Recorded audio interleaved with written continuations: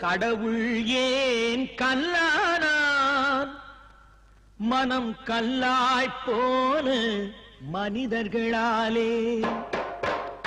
கடவுள் ஏன் கல்லானான் மனம் கல்லாய்ப்போன மனிதர்களாலே கடவுள் ஏன் கல்லானான் மனம் கல்லாய்ப்போன மனிதர்களாலே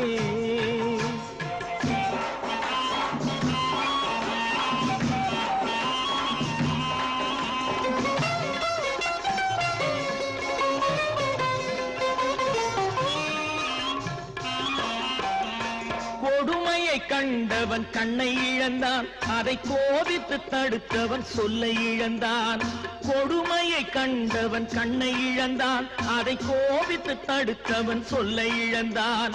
இரக்கத்தை நினைத்தவன் பொன்னை இழந்தான்